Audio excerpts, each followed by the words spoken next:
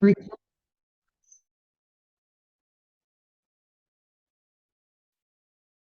in progress. Okay, everyone. Good day. I hope everyone is having a good day. Raise your hand if you're fasting today.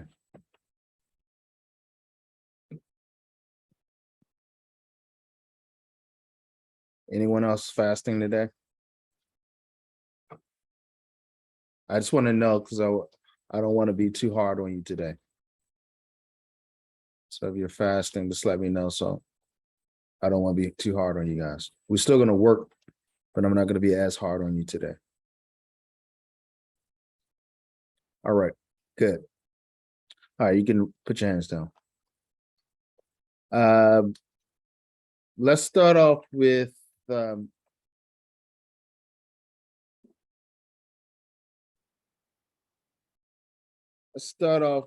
just a review.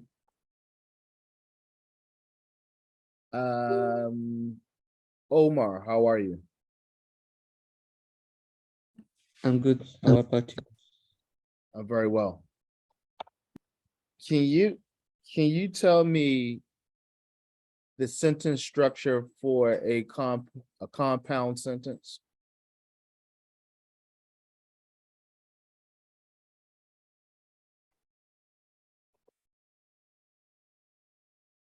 Can you tell me the sentence?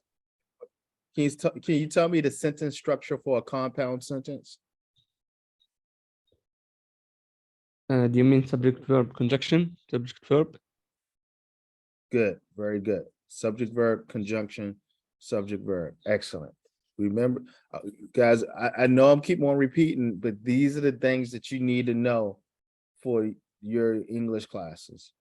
These are important, or not just your any class, English class, but any class that you're going to be writing in English. So these are very important. This is going to give you an advantage when you attend your classes in the next couple of weeks. So classes will be starting and you guys will have an advantage. Okay.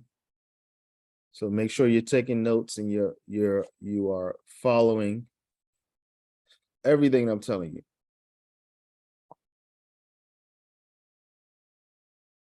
Okay. Let's go with Caddy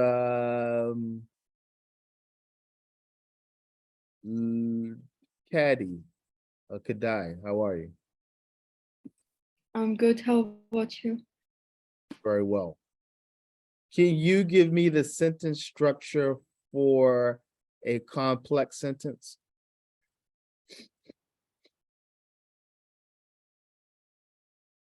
It's the sentence structure for a complex sentence.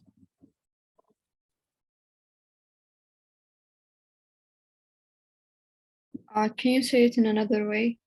I don't understand. How would you write, what's the structure you would write a complex sentence? How would you write a complex sentence?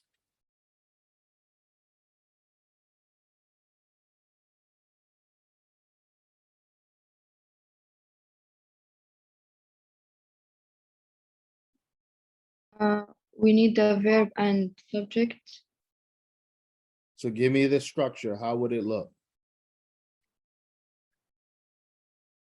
You say it in yesterday. Yep, we said it every day for the last 2 weeks.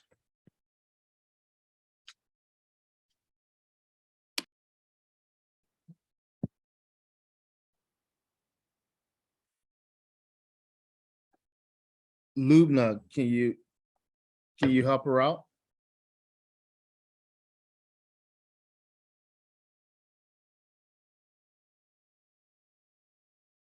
Can you help her out, Yes, Lubna? teacher. Yeah, but I don't understand. What you mean? Answer her? Yeah, can you help her out? What's the sentence structure for a complex sentence? What's mean, bro? Huh? What's mean, bro? The sentence structure for a complex sentence. Yes, I know what you want. But you said bro. What's mean, bro? You said, Lubna, you want bro? No, can you help her out? Can you help her? Can you help Help her? Caddy out? Yeah, yeah. Ah, hyper. Okay, I heard Bawar. So what is this? Okay. What can you repeat, teacher? What is the sentence structure for a complex sentence? Complex. Independent clause. And dependent clause with comma, and we also add newsboy fun boys. No, not fanboys. Omar, help her out. We use independent conjunctions, subject verb conjunction. Say that one more time. Independent conjunction and subject conjunction dependent. Right. So you're gonna use an independent clause and then a dependent clause. Is that what you're saying? Yeah. So how does that structure look? Subject. How would that structure look? Subject, And yeah, subject conjunction. subject what? Conjunction. Well, subject verb, right? Oh yeah. Subject verb, and then what comes next? Dependent. So what's dependent? So what's the next after the subject verb? Then you would have a what? Conjunction dependent. What type of conjunction? What type of conjunction? Subordinator. Subordinator, very good. And then after that, subject verb, right? Yeah. Good, good. Good, let's see. Jude Bagosh. Yes. Can you give me the sentence structure for a simple sentence? Okay.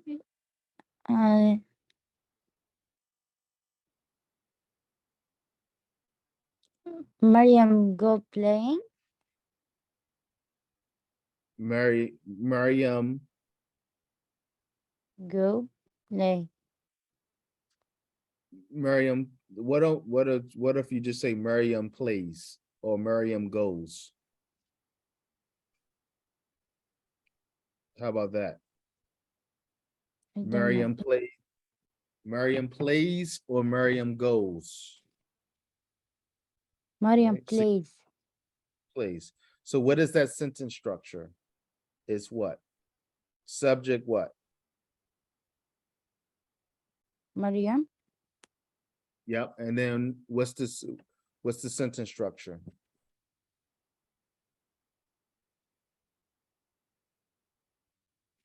didn't understand. All right. So you guys remember yesterday, several days, almost every day, I put the sentence structure up for you.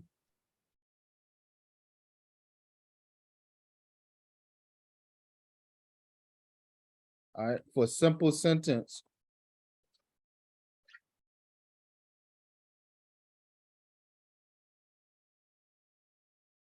For a simple sentence.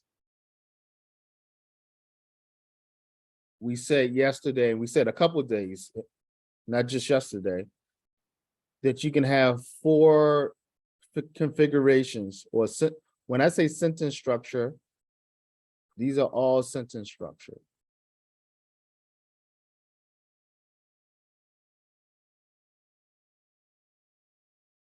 Remember yesterday, in other days, I've said sentence structure for a simple sentence, you can have 4 configurations. You can have what? Subject verb. These are sentence structures. Subject verb. What else? Someone help me. Rector. Subject, verb, Subject verb. What else? verb, subject, verb. Subject, verb, verb. Subject, subject, verb, verb. Good. All right. So how the subject verb will look. Somebody give me an example of the subject verb. Go ahead, Shahad. Lubna play. Oh, sorry. No, go ahead. Go ahead, Rector. Go ahead. Who was No, that? I am Lubna. Luna. All right, go ahead. Give me subject verb. Lubna plays. Luna plays. All right. That's a sentence. That's subject verb. All right. Shahad, give me subject verb. Ahmed and Adil walk in the street. Ahmed and what was the last name? The second name? Adil Adele. or everyone, anyone. All right, we'll say Adele. You said walks down the street. No, walk, Walk. because Walk. two-person, Yes. not singular. Absolutely. Good job. So add Ahmed and Adele walk down the street.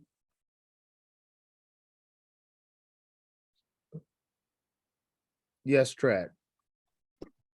subject verb you can say Trad reads and listen. Very good. Listen. Yes, Trad reads and listens. Very good. That would be subject, verb, verb, and this one is subject. Oops, this one right here is subject, verb. Oops, subject, subject, verb. Someone give me subject, subject, verb, verb.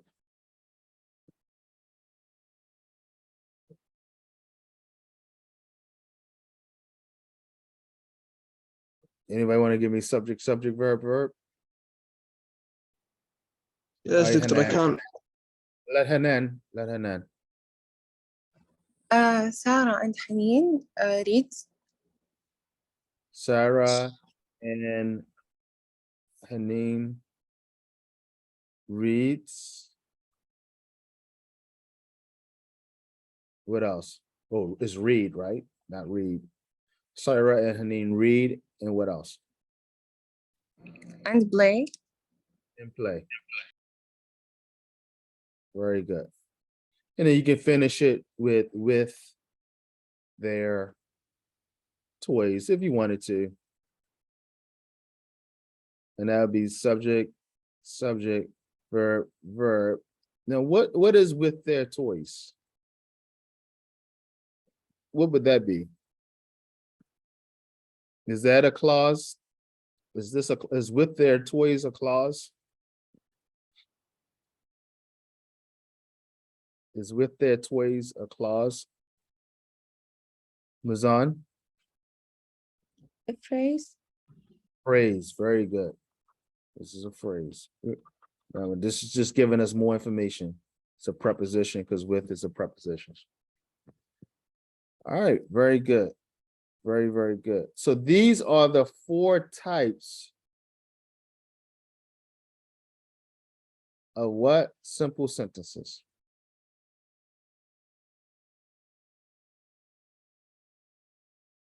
These are the 4 types of simple sentences. You notice there is one idea. All right. And there's only one clause. Each one of them only have one idea. And one idea means one clause. So let's see who we can. So Jude Ali, Yes. what is a clause? What is a clause?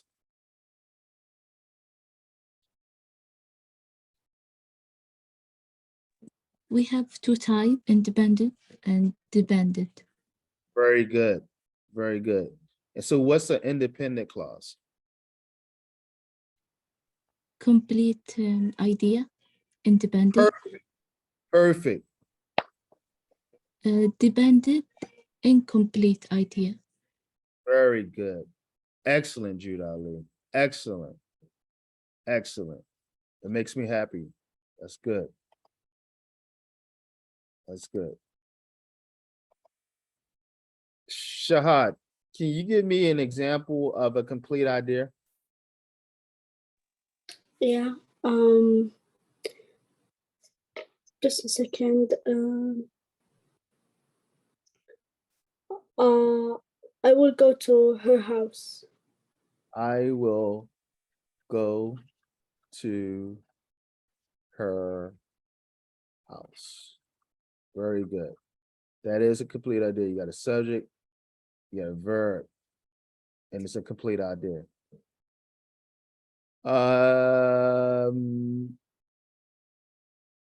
Jada's not here today? No, I think she said she'd be gone tomorrow today, right?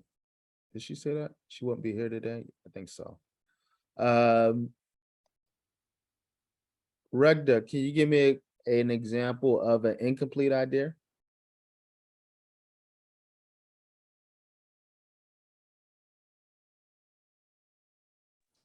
Maybe he drinks. I think it's complete. That's a complete. So put a subordinator in front of he drinks. If he drinks. If he drinks. All right. And that would be an incomplete idea. Or we can call it dependent. Why is it dependent? Because it needs more information. If he drinks what? But I will go to her house. That's a complete idea.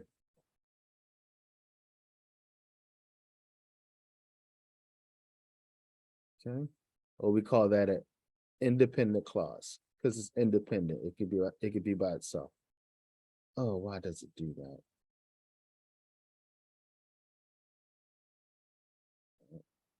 All right, so let's do something here.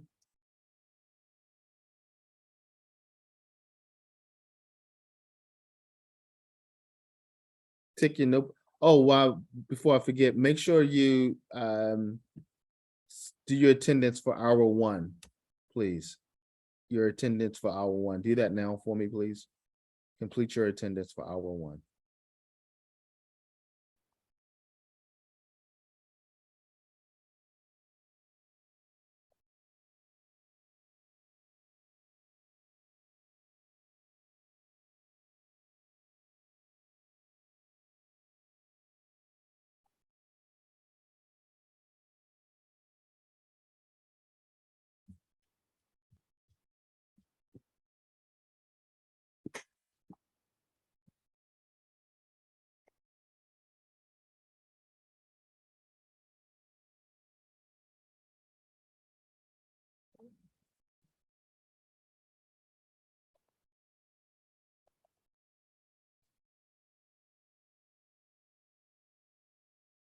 All right, raise your hand if you did your attendance for hour 1.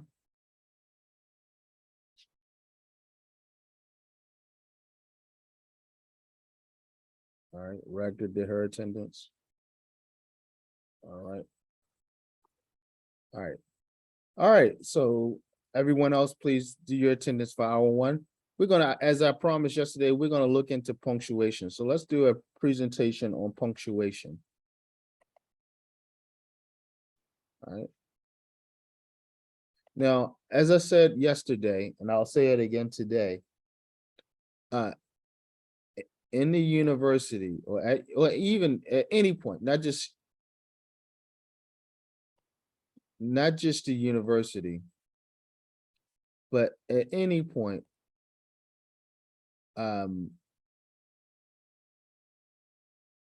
you always want to make sure you have proper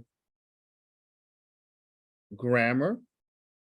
Grammar allows us to be understandable for what we write and what we say makes sense, so people don't get confused or misinterpret what is being said. Okay, that's the importance of grammar. Grammar allows the information that we're trying to communicate, the idea that we're trying to communicate, grammar allows that idea or those ideas to be understandable. So grammar is important. Now, you don't need grammar to learn a language. So you don't, oh, excuse me, let me say that correctly. Don't try to learn a language through grammar. You learn a language through understanding the situation. All right. So a lot of people think they can learn a language through grammar. And what happened is you'll know a lot of grammar and you won't be able to understand situations, which that's the main function of language, to communicate. In order to communicate, you have to understand. So grammar enhances your understanding, enhances clarity, make sure that what you're communicating is understandable, and it can help you at times with comprehension, but it's not the best way to learn a language. You learn a language through reading and through speaking and talking. That's how you learn a language. Okay. Now, punctuation is important because punctuation serves almost as like I see punctuation as like a police officer, a traffic police officer. And a traffic officer, their main roles, or the traffic officer's main role is to make sure that traffic moves and flows safely. And basically that's the same job of punctuation, is to make sure that your sentences or your ideas flow and that they're understandable. All right. That all your ideas are understandable and they flow well together. So punctuation is extremely important. Extremely important. Okay. So always remember, take this down in your notes. Every sentence should end with some type of punctuation. What we call it an end mark. Every sentence should end with the end mark. Okay. Every sentence should end with some type of end mark. Whether the end marks that you will use will always be either a full stop, and we use those end marks most of the time. A question mark, we use those end marks when obviously we have a question, or exclamation point. And we use an exclamation point when we want to show strong emotion. All right. Remember that the first day we talked about the 8 parts of speech, and the 8th part, or the 8th part of speech is interjection. Well, exclamation points show interjections, strong emotions.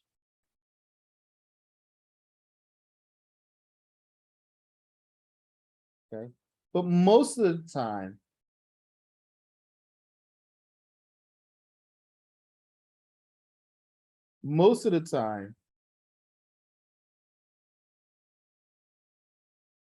we're going to use full stops.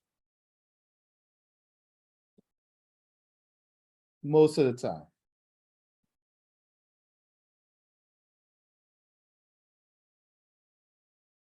Okay. So again, very important. A lot of my first year students, they always forget to use an end mark, a punctuation. At the end of every sentence should always be a punctuation mark. Okay, no exceptions. No exceptions. Okay, so either a full stop, a question mark, or an exclamation point. But like I said, 95% of the time, you're going to use a full stop, or in American English, we call it a period. Everyone else calls it a full stop. Okay, us Americans like to be different. Okay, so let's follow this presentation. Let's follow this presentation about punctuation. Please take notes. All right. Now, we're going to spend a lot of time talking about commas, and we talked about commas a bit when we talked about independent clauses and dependent clauses. All right, when we talked about complex sentences. All right, but we're going to learn a lot more about commas, because commas are probably the most, not probably, is the most misused question marks. Commas and semicolons and colons, but especially semicolons. People don't know when to use a semicolon. And semicolons are pretty easy to understand. All right. And just like we do in all our presentations, we start with a sample item. And our sample item says, as we got out of the car, we could smell the delicious chicken and rice that grandma was cooking for dinner. All right, anybody think they know the answer for this one?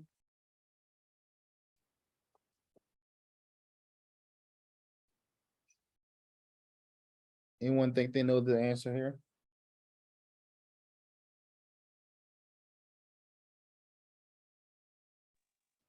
B,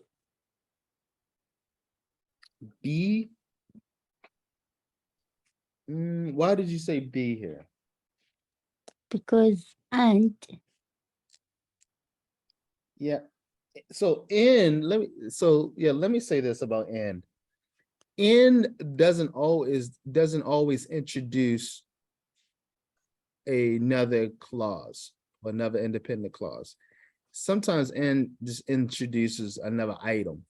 So you got to be able to recognize when and is introducing a clause, which would be a complete thought, or when and is just introducing another item. In this case, it's just introducing another item. Okay. okay, So it's not B here. okay. Anybody else want to try? Maybe A, Why did you say A? because he talked about another sentence. Well, We. After we. after we got out of the car, what is that? After we got out, excuse me, as we got out of the car, what is that? As we got out of the car, what is that?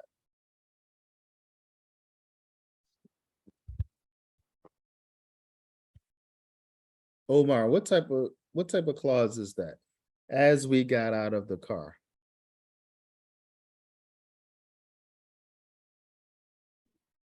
Symbol. No, think about it. As we got out of the car. Look at that clause.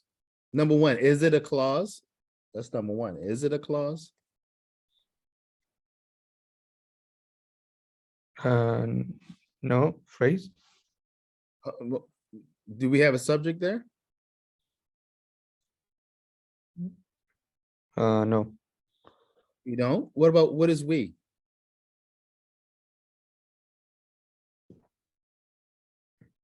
I don't know. Yeah, so yeah, we is the subject. And then got out.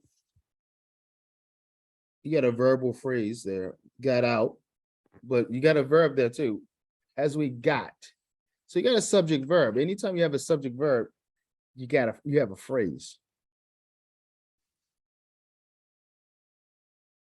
Right? And then we have a subordinator. What's the subordinator?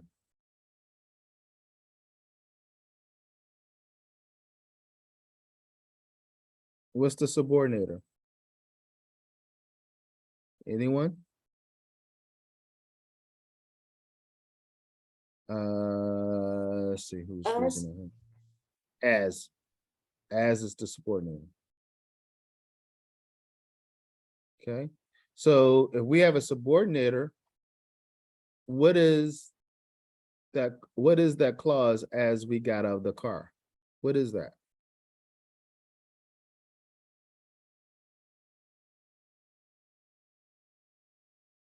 Dependent. Dependent. And so what happens when the dependent clause comes first? We should add the comma. There you go. So the answer is A. A. All right. I want you guys to be able to break it down just like that. All right. That's why I'm being really tough on you guys with clauses and phrases, sentence structure, because I want you to be able to see complete ideas and incomplete ideas. All right. So you should be able to look at that sentence and says, hold on a second.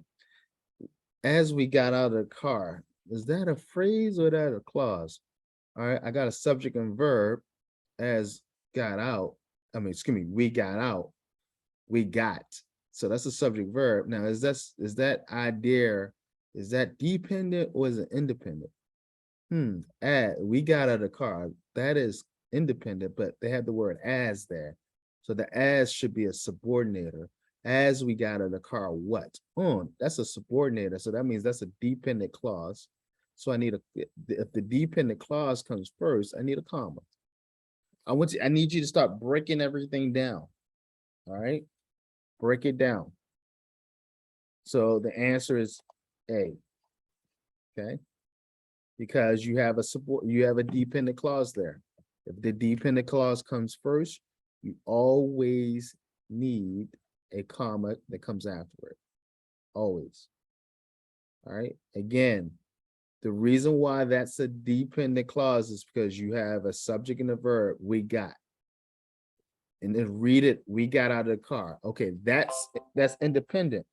But when I add the word as, when I use the word as, now that independent clause now turns into a dependent clause because that subordinated conjunction as. All right.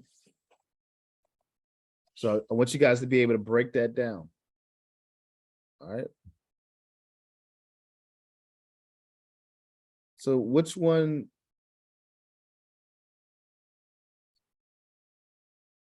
So which one has the correct punctuation?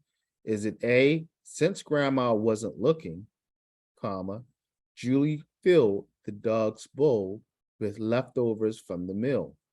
Or is it B, since grandma wasn't looking, comma, Julie filled the dog's bowl with leftovers from the meal? Or C, since grandma wasn't looking, comma, Julie filled the dog's bowl with leftovers from the meal? Omar.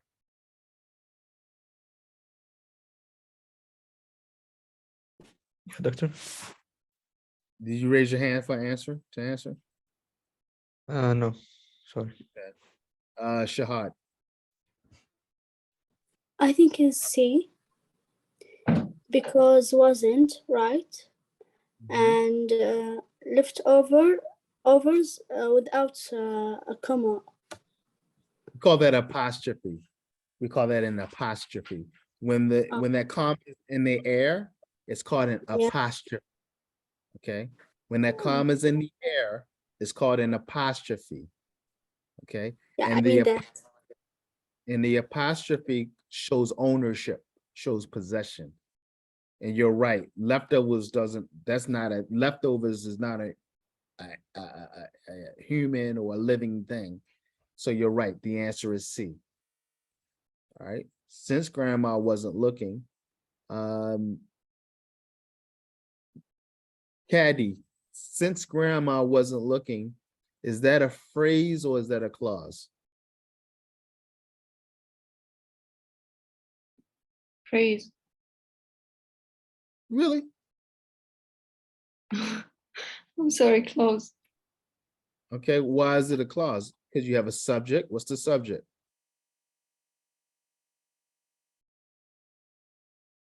What's the verb? Grandma. Grandma, because she's doing the action. What's the verb? Looking. No, the verb is not looking. Was not. Oh, okay, wasn't. That's your main verb. And what's your subordinator there? Since. Since, right? And the reason why since is the subordinator, because it changes that independent clause, grandma was not looking, it makes that independent and turns it into dependent. Remember, that's what subordinators do. Write that down in your notes. You should already have it in your notes, but I want you to write it again. Subordinators, subordinating conjunctions make independent clauses dependent. They make complete thoughts incomplete. All right, write that down in your notes. Subordinators make independent thoughts dependent, or you could say they make complete ideas incomplete. That's all they do. All right, remember, clauses, there's two types: dependent and independent. Independent is complete idea, dependent is an incomplete idea. Subordinators turn incomplete clauses into dependent clauses. Excuse me. Subordinators turn incomplete ideas into, excuse me, let me say that right. Subordinators turn complete ideas into incomplete ideas. They turn independent clauses into dependent clauses. Okay.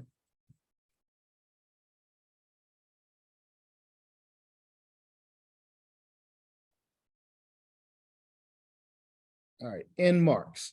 We talked about end marks in the introduction. Remember, end marks are only punctuations that end a sentence, that come at the end of a complete sentence.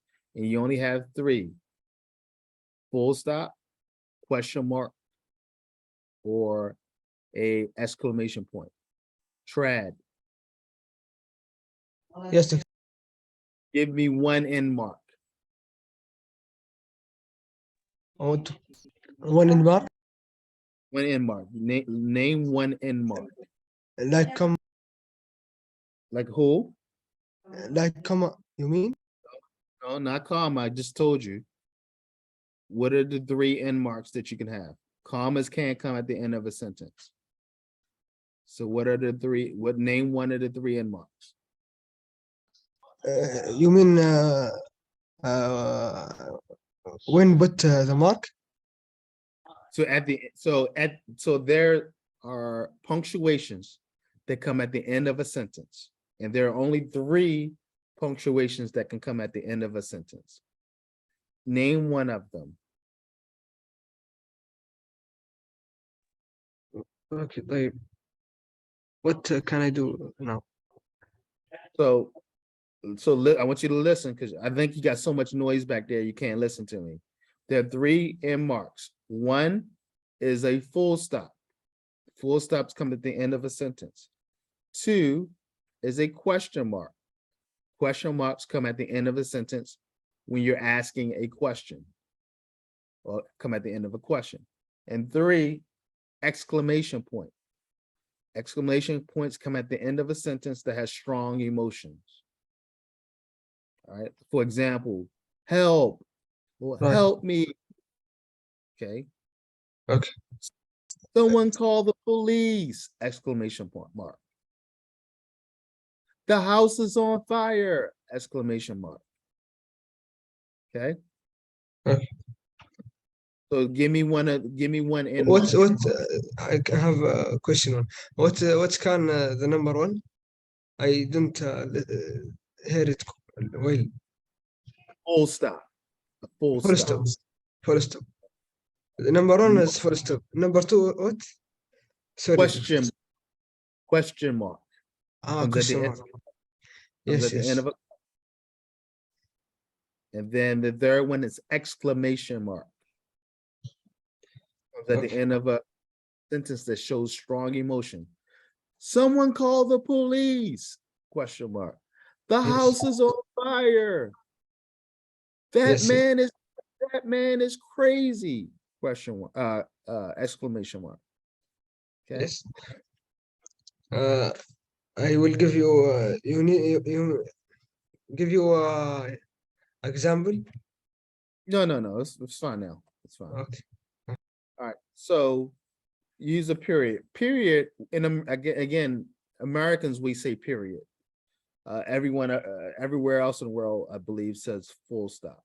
All right, but we call it a period in America, and that just ends the statement. It's the same as a full stop. All right, Jasmine ate a chocolate broccoli muffin. Full stop. Question mark. All right, comes at the end of a question. Did Jasmine eat a chocolate broccoli muffin? And then exclamation is do not overuse. Only strong emotions. Oh no, Jasmine ate a chocolate broccoli muffin. All right. So anytime you see the exclamation mark, you want to say it with strong emotions. Does everyone understand end mark? Raise your hand if you have a question about end mark.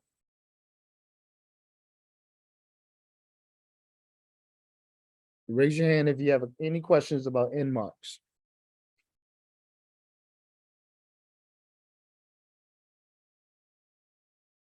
So everyone understands end marks, correct? All right.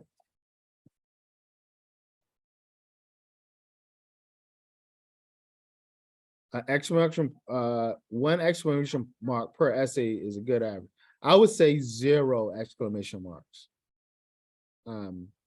You really, in academic writing, it's going to be very rare that you use an exclamation mark in academic writing. Very rare. Normally in academic writing, we are neutral. We, as the expert, as the writer, we tend to be neutral. And exclamation marks are not very neutral in nature. Okay. It's not wrong if you use an exclamation mark in academic writing, but it's rare, very rare. Okay. Commas. Okay. Here's the big boy.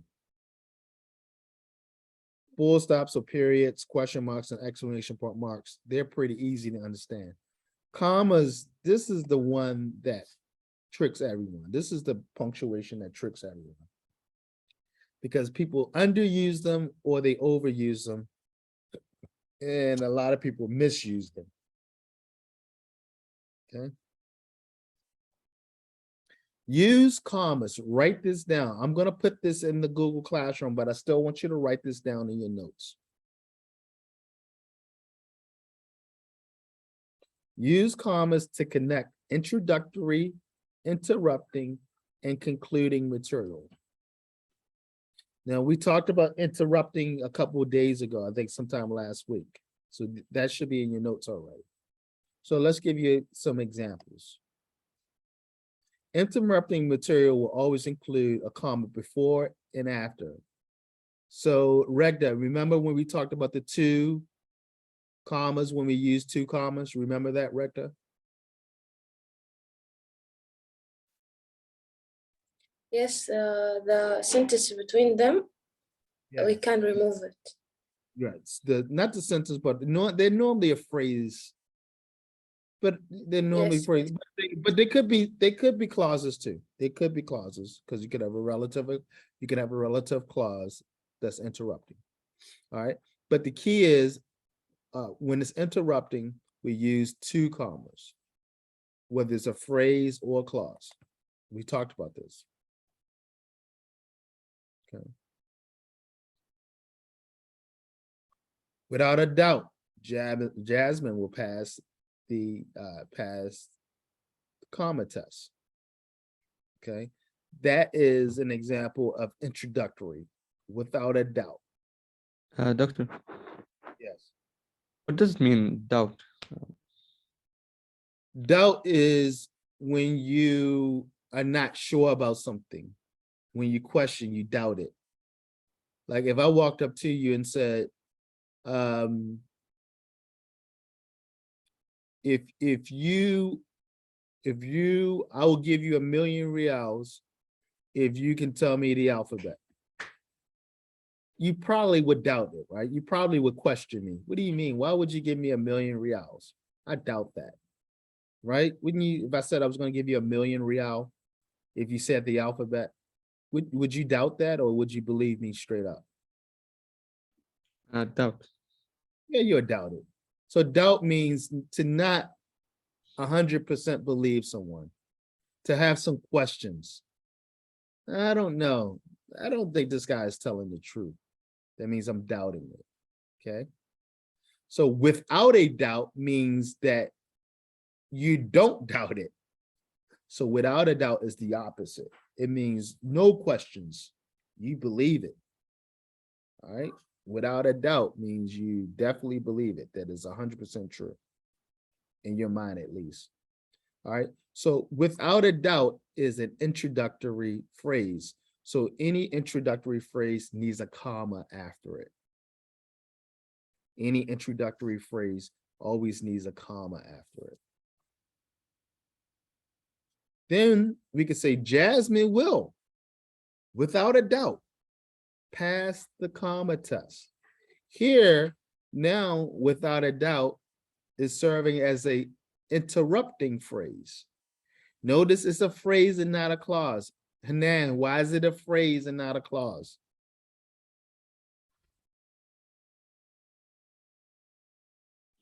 What, doctor? Why is without a doubt a phrase and not a clause?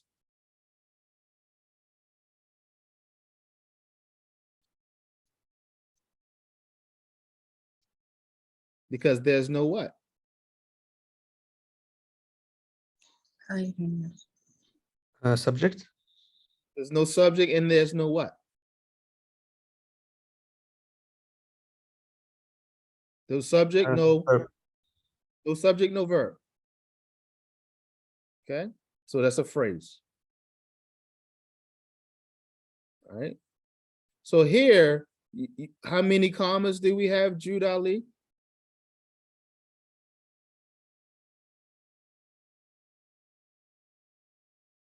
Yes, How many teacher. commas? How many commas do we have there? 2. Two. We have two because it comes in the middle of the clause. It's interrupting the clause. We can read the sentence without those words in between the two commas. We can read it. We can say Jasmine will pass the comma test, and it still makes 100% sense. So anytime you see a sentence with two commas, the words in between the two commas, whether it's a phrase or a clause, is, we call it interrupting, meaning it is not necessary. Or we could use the word that we used last week, it is non-restrictive. All right, meaning we don't need it. We can read it, read the sentence without it, and it will not change the meaning of the sentence. Jasmine will pass the comma test. Everyone with me? Yeah. Yes. All right, and then we can have this one. Jasmine will pass the comma test without a doubt. Jasmine will pass the comma test without a doubt. So this is an example of what, Recta?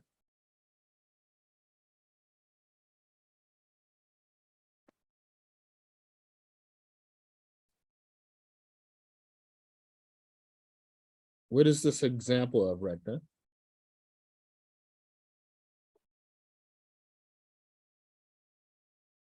What is this an example of, Lubna?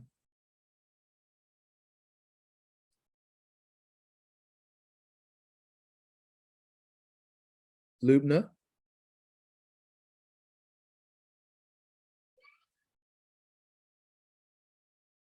Can you guys hear me?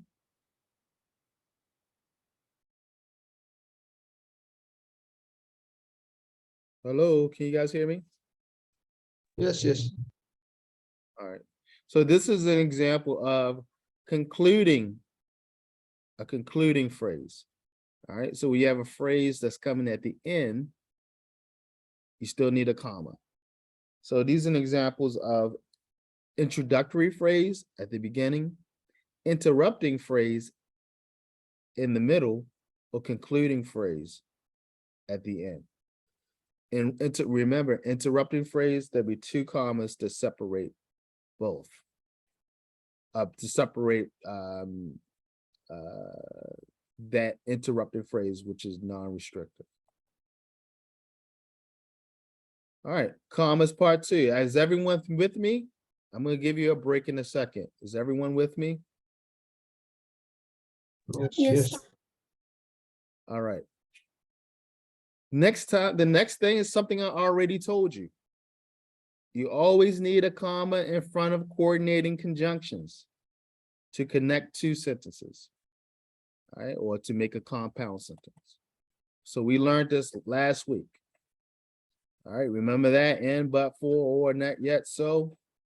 Fanboys, right? Right. Jasmine will pass the comma test. Slacker Sam will not. And we could take these two sentences and make it one. Jasmine will pass the comma test, comma, but Slacker Sam will not. Notice where that comma is. Notice that comma is not by itself. Notice it's right behind test. It's not by itself, and it's not in front of but, or connected to but. It's connected to test. Notice that. So the comma will not be connected with the coordinating conjunction. It'll be connected with the last word before the coordinating conjunction. Jasmine will pass the comma test, comma, space, but Slacker Sam will not. All right. Part 3. Use and alone to connect two items. Use commas and to connect 3 or more items. Jasmine will buy a bag of potato chips and a hot dog. All right. Jasmine will buy a potato chips. Excuse me. Jasmine will buy a bag of potato chips, comma, space, a hot dog, comma, space, and a soda. Shame on them. They forgot their full stop. All right. So when you have two items, and this goes back to something I think Caddy asked. I think Caddy asked this earlier. Maybe it was Jude Ali, I can't remember. But when you have and, if it's connecting items or a list, and there's only two things on the list, no comma. However, if it's more than 2 things, 3 or more items, you need to put a comma, just like in the example. Jasmine will buy a bag of potato chips, comma, space, a hot dog, comma, space, and a soda. Any questions about that?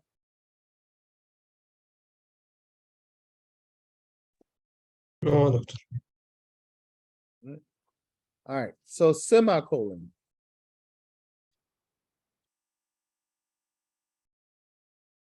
Semicolon.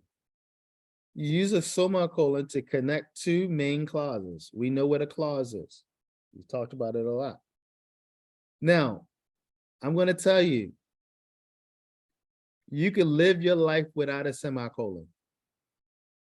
Okay, you do not, there is no situation where you have to use a semicolon. Semicolons is when you want to connect a lot of ideas and you have this very long sentence, and it's a way of shortening the sentence, because all semicolons do is replace conjunctions. Now, the reason why we don't use semicolons a lot is because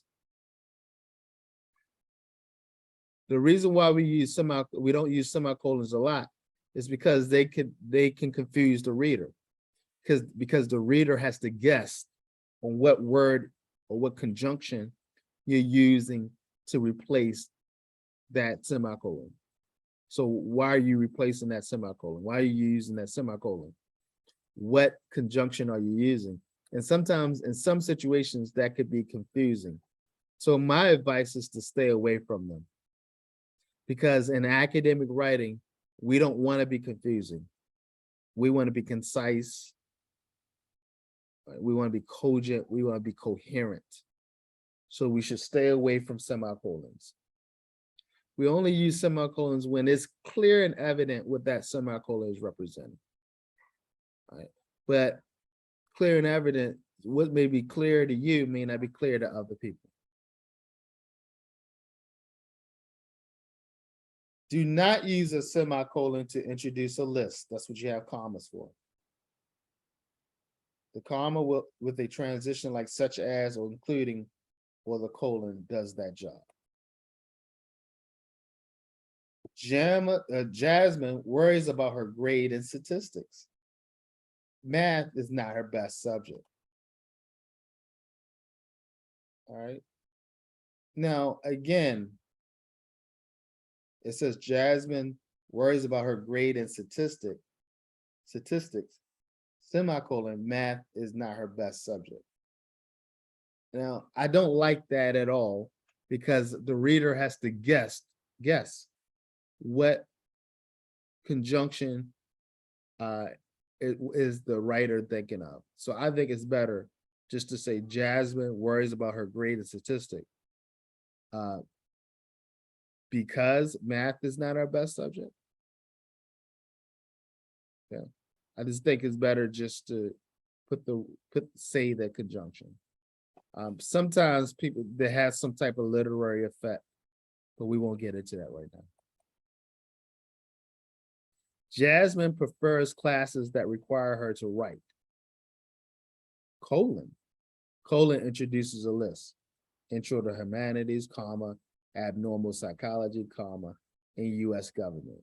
Notice there's 3 items. So the author separates the 3 items with a comma. Introduction to Humanities, comma, Abnormal Psychology, comma, and U.S. Government, full stop. Then we have an apostrophe. The apostrophe, it looks like a comma, but it's up in the air, with a S to show possession. Jasmine's pen, the cat's eyes, the professor's frowns. Notice the last one, the professor's frowns, the S, the apostrophe comes after the S instead of before the S. When the apostrophe comes after the S, write this down in your notebook. When the apostrophe comes after the S, that means plural.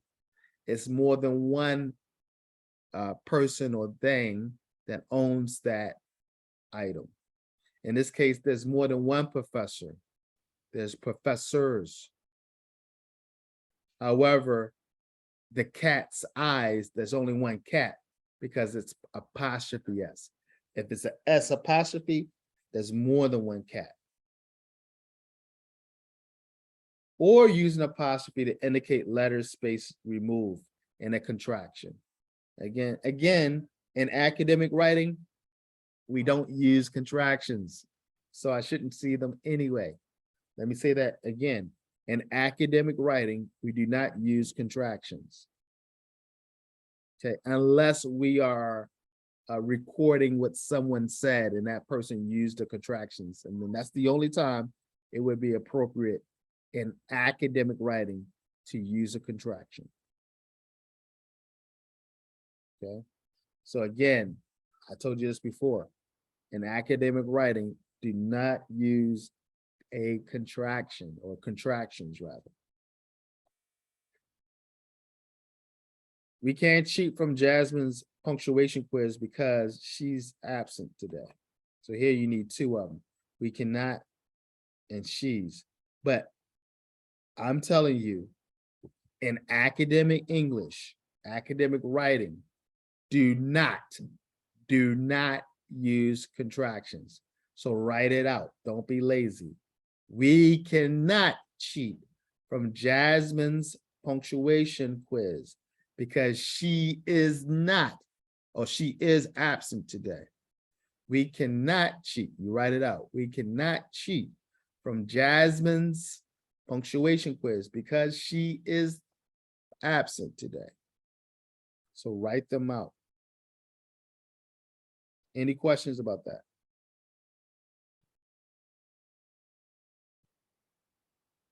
No, I didn't have a question. All right, so let's take a little quick quiz on what we went over.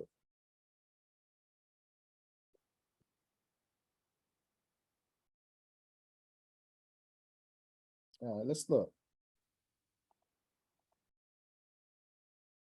This is, although Raymond will eat a grasshopper, he refuses all green vegetables, such as peas, spinach, and even cucumbers.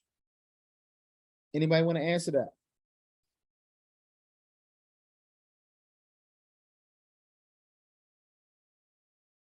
Would anyone like to answer that one? Jude Ali. C, vegetable, then comma, such as. Very good. Very good. Good job. Remember, do not use a semicolon to present a list or indicate a list. A lot of people do that, and that's incorrect. You can use a colon or a comma. Comma in front of such as. All right. Before his calculus exam, Scott rubbed his lucky rabbit's foot and found his favorite pencil.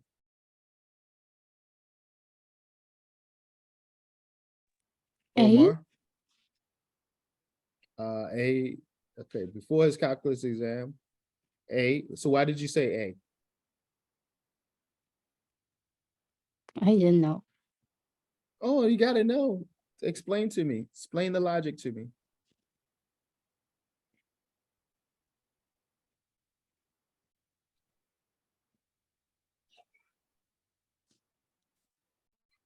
Why do you think it's A? Rector? Because the first clause it's dependent. should- Yes. So it is A, but let's look at that and ask yourself, is that a clause or not? It says before his calculus exam, Scott. So is that a phrase or a Phrase. It's a phrase. Why? Before his calculus exam. Because there is no verb. No verb. So this would be an introductory phrase, right? So the answer is A, because you have an introductory phrase. Does everyone see the difference there? Why that's not a clause before his calculus exam? Does everyone see why that's a phrase and not a clause? Trad, do you understand why that's a phrase and not a clause? Before his calculus exam is a phrase, not a clause. Because there's no verb there, right? There's no verb. Right. No. No verb. So number 2 is A. Very good. All right, let's try number 3. Francine has 5 chairs, but 6 guests coming for Thanksgiving dinner. She hopes that old Uncle Ross remembers to bring an extra. Anybody want to try this one?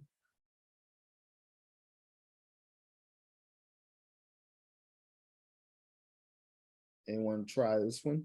This one's easy. Nobody wants to try it? Shahad? I think A, because chairs is plural. We didn't use that. Okay, I forget his name. The comma apostrophe. Apostrophe.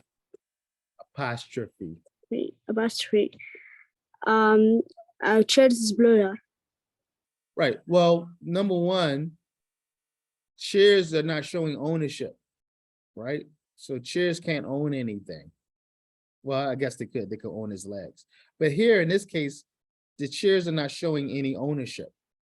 Okay. So you have the apostrophe is not needed. So the answer is A. Because the chairs are not, there's nothing showing ownership here. There's nothing showing ownership. Let's look at 4.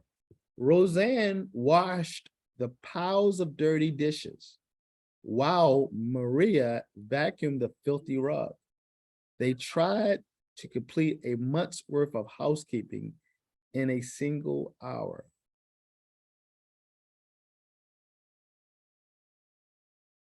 All right. Anybody want to try this one?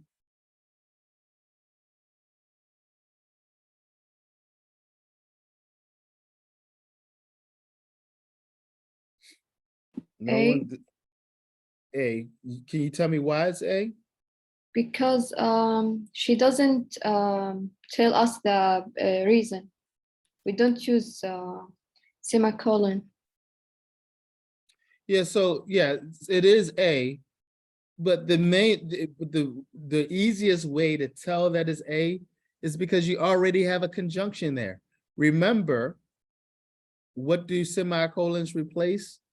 Conjunctions, right? Semicolons replace conjunctions. You already have a conjunction there. While is a conjunction. And we never have 2 conjunctions in the same place. So,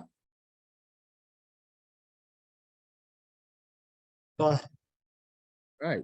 You don't have 2 conjunctions in the same place. So that semicolon is unnecessary because you already have a conjunction there. Wow.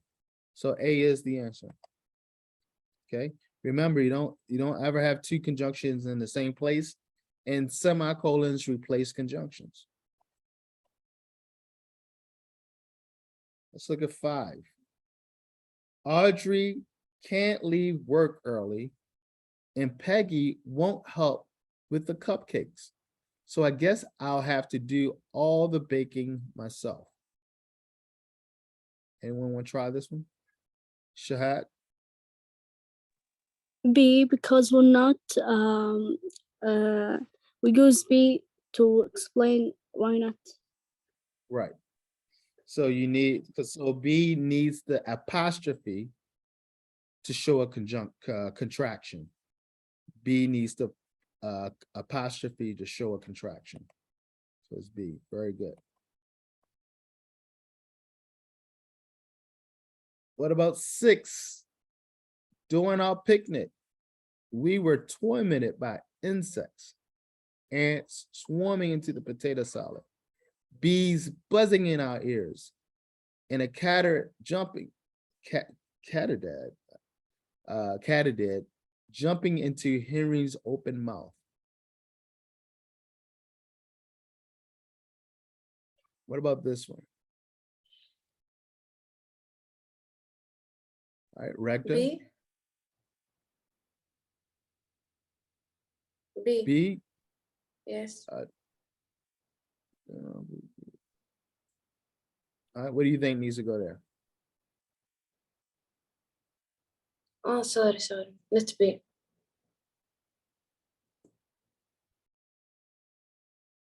No, I think you're right. I think it is B.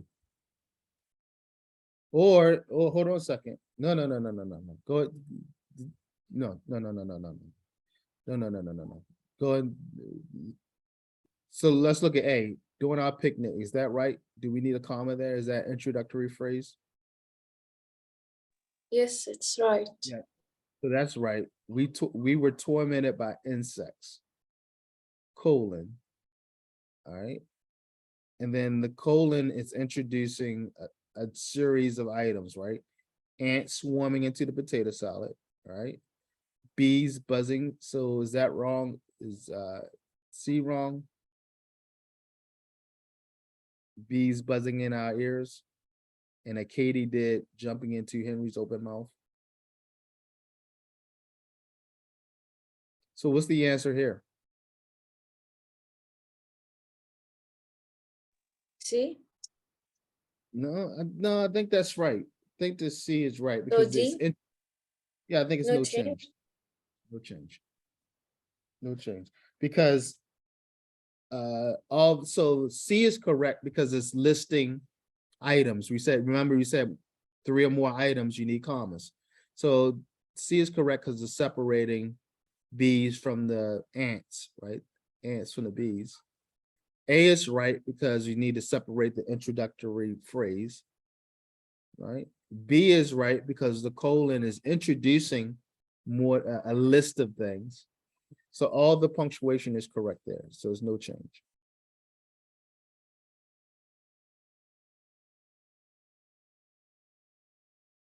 All right.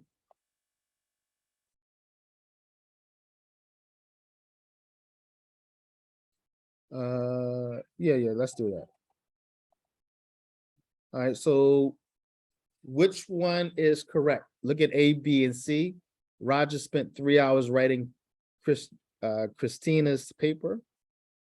Roger spent 3 hours apostrophe at the hours with hours writing Christina's paper apostrophe. Roger spent 3 hours writing Christina's apostrophe paper. So which one is right? A, B, or C? Shahat? C. D. Very good. Very good. Remember that apostrophe shows ownership. Whose paper is it? Christina's. So we need the apostrophe S there. Very good. Let's try 8. When the crickets and the frogs sing, Lewis get a. When the crickets and the frogs sing, Lewis cannot get a good night's sleep. So which one is correct? A, B, or C?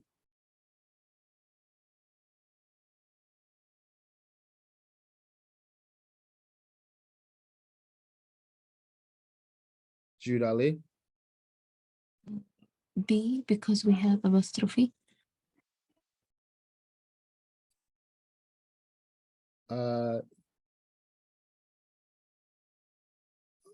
Is it B? Do a good night's sleep? This should be apostrophe there. At the night, does night own the sleep?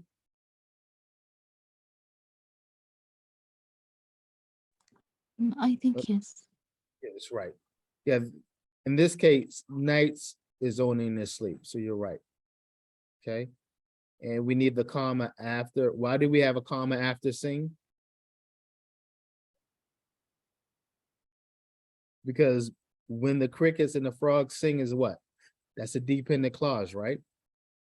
That's a dependent clause. When is a subordinator? Very good on that one. Try 9. Before you start painting the walls, you'll need a drop cloth and a ladder. Which one is correct? A, B, or C?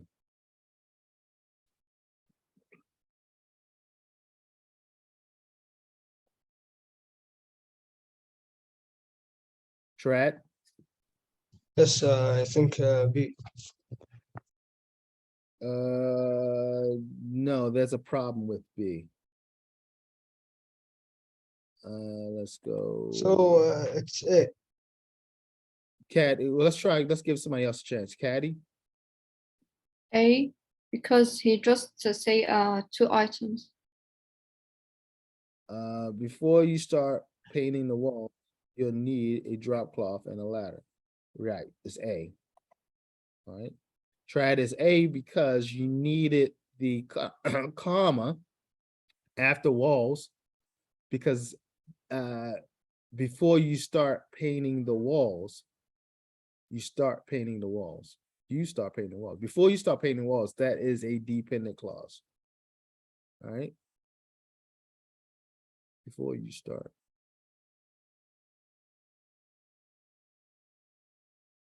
Yeah. So you need a comma after that.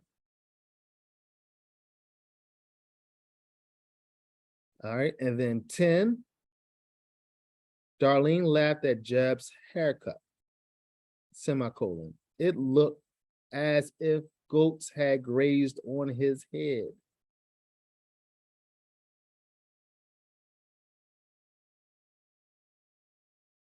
Anybody want to try that one?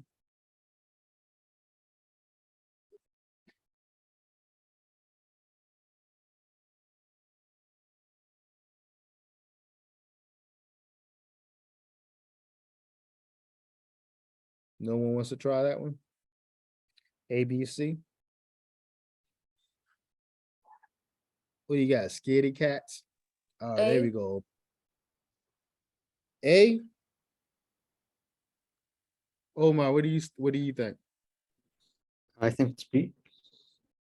Yeah, I think you're right. It's B.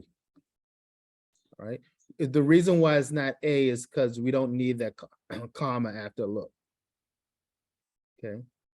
Remember, as if, as normally, no one's, am I right? Most of the time, as is not going to have a comma in front of it.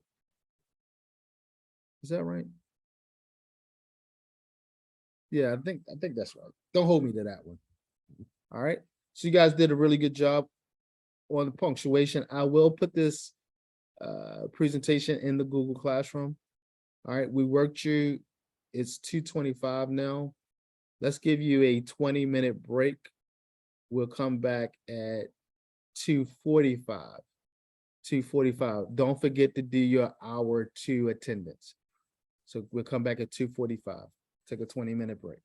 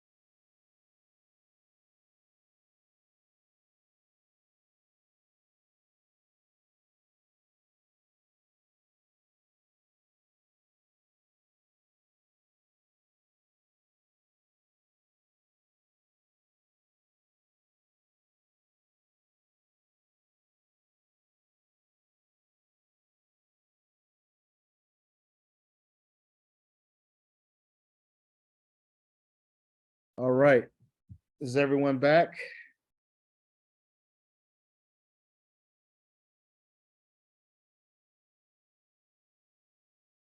Is everyone back? Yeah.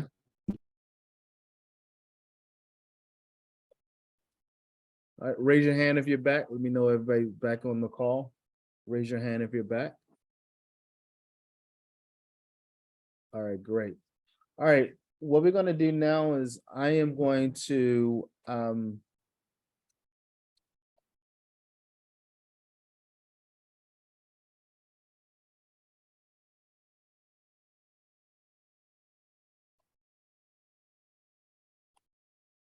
what I'm gonna do now, I'm just gonna put everyone into separate rooms.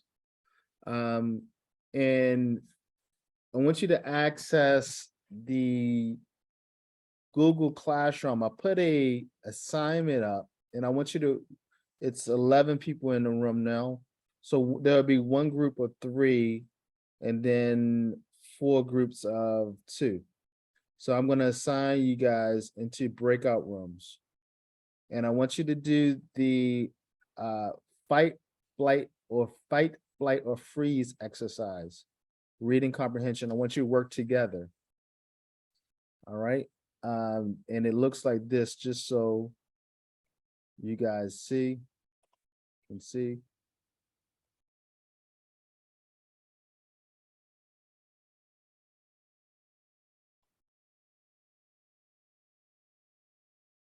So you should see my screen. The fight, flight, or freeze exercise, reading comprehension. All right.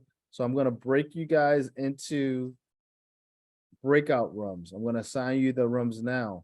It's 2:50 right now. I'm going to give you 25 minutes to answer the questions. All right. And then we'll come back at 2:15. Excuse me, at 3:15, we'll come back to answer the questions.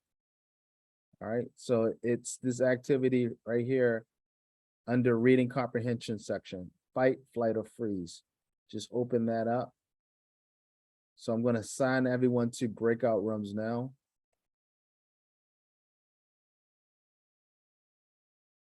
So Omar and Trad, you will be in one room. Yes, Doctor. I am. Okay. And then I'm gonna put, let's see.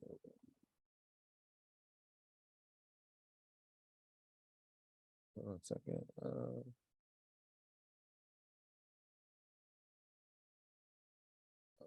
Go back. Teacher, you mean do the exercise with parents? Yeah, so you're gonna work together. Just 2 students together. Yeah, hold on a second. I gotta do that again. I messed it up. Hold on. So yeah, it's gonna be one group is gonna have 3 students, and then 4 other groups are gonna have 2 students. We'll come back at 3:20. 3:20, so I'll give you 30 minutes, 39 minutes, 38 minutes. Give me 1 second, I gotta reassign the groups. 1 second.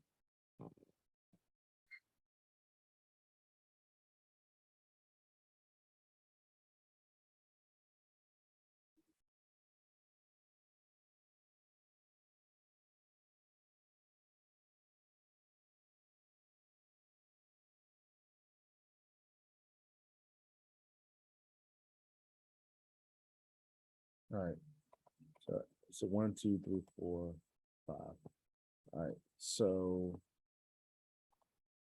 I'll put, and then 2, then I'll put Kenny, then I'll put, okay, so this will be the group that has 3.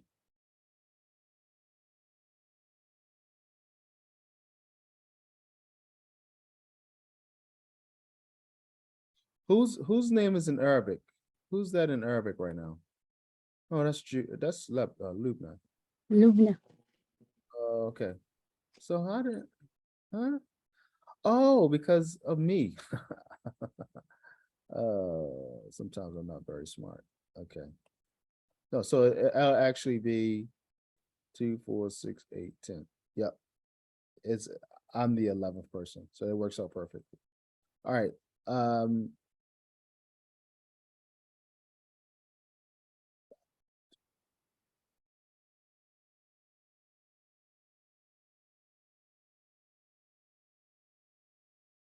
All right. So I'm gonna close the room.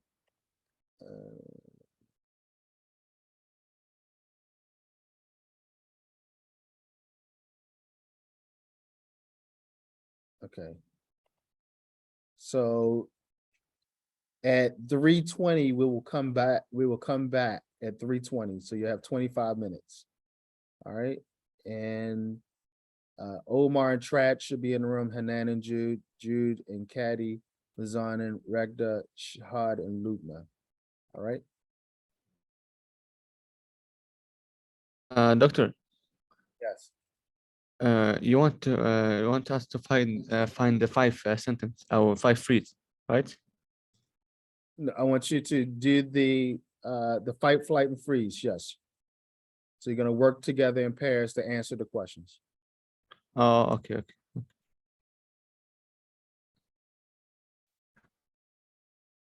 And then we will tell you the answers. Yep, we're gonna come back at 3:20. 3:20, I'll bring you guys all back. So you got Oh, okay. 25. Okay. So everybody join the group. Trad, join your group with Omar. There you go. Everybody, Omar and Trad, join with Omar. There you go. There you go.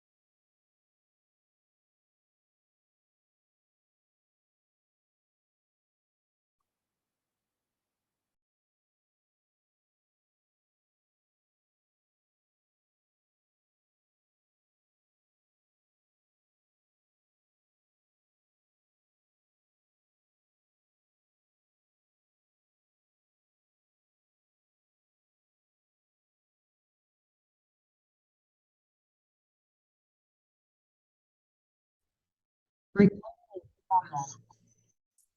Dr. Raynor, Yes. there is no one except me and Muzun. Yeah, it's only 2 of you.